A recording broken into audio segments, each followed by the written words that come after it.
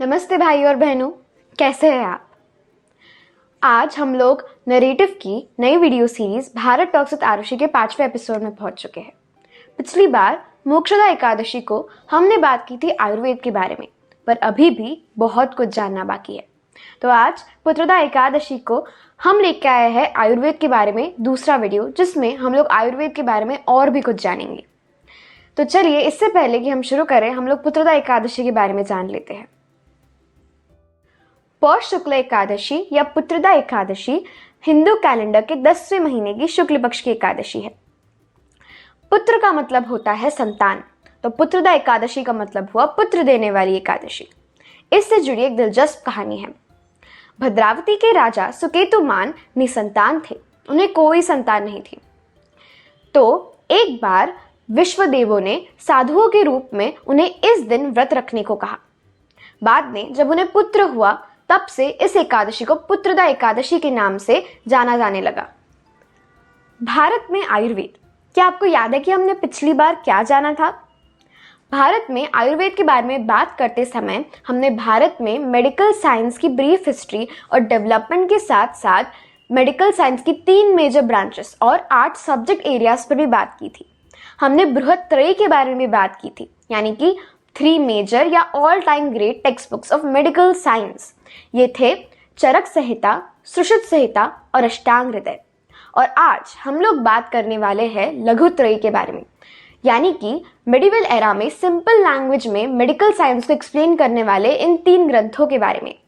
ये थे माधव निदान, शारंगदार संहिता और भाव प्रकाश।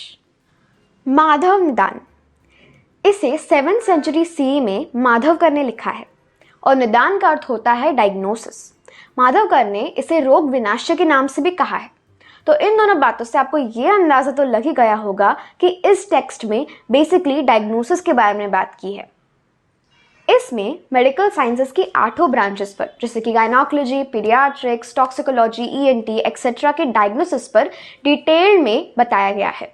ये किताब इतनी डिटेल्ड और इतनी सिंपल है कि इसे सिर्फ पढ़ने के बाद ही हम लोग डायग्नोसिस पर एक काफ़ी अच्छी समअप डेवलपमेंट कर सकते हैं। इसीलिए तो ये किताब आज भी आयुर्वेद की टेक्स्ट बुक के रूप में यूज़ की जाती है। भारत में तो ये कहावत भी चलती है, निदाने माधवः श्रेष्ठः, डायग्नोसिस में तो माधव ही बेस्ट है। शारंगदार संहिता, शारंगदार संहिता को 13th सेंचुरी में शारंगदार ने रचा था। इसके कुल 32 चैप्टर्स में 2600 श्लोक हमें दिखते हैं। इसमें हर्बल मेडिसिन, केमिकल कंपोजिशंस और नाड़ी परीक्षा जैसी बातों पर डिस्कस किया जाता है। इसके अलावा इसमें प्राण वायु यानी कि ऑक्सीजन से बॉडी में एनर्जी जगने का विचार पहली बार आता है। इसके साथ साथ इसी में पहली बार टॉक्सिक मटेरियल्स को मेडिकल पर्पसेस के लिए यूज करने की बात आती है। आज के समय में प्रचलित पंचकर्म, शिरोबस्ती और रक्त मोक्षणा जैसे आयुर्वेदिक ट्रीटमेंट्स यहीं से शुरू हुए हैं। मर्क्यूरी और बाकी मेटल्स की बेसिस और मेडिसिन बनाने का कॉम्प्रिहेंसिव डिस्क्रिप्शन यहीं पे मिलता है। इन्हीं कारणों की वजह से ये ग्रंथ काफ़ी पॉपुलर हुआ। इसकी पॉपुलैरिटी का अंदाज यहीं से लगाया जा सकता है कि ओरिजिनली संस्कृत में लिखा गया ये ग्रंथ आज मराठी, इंग्लिश, हिंदी, बांग्ला, गुजराती जैसे कई लैंग्वेजेस में ट्रांसलेट किया गया है।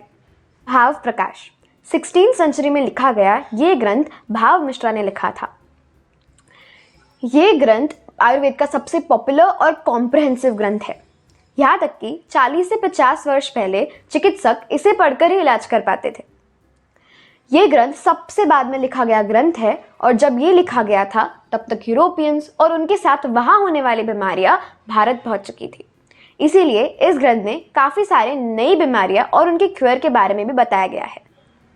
इसमें कई देशी विदेशी मिनरल्स, मटेरियल्स और कंपोजिशन की प्रॉपर्टीज़ के बारे में डिटेल में बताया गया है।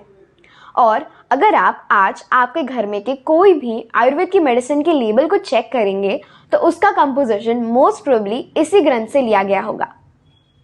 तो अब हम आज यही ख़त्म करते हैं आयुर्वेद का चैप्टर।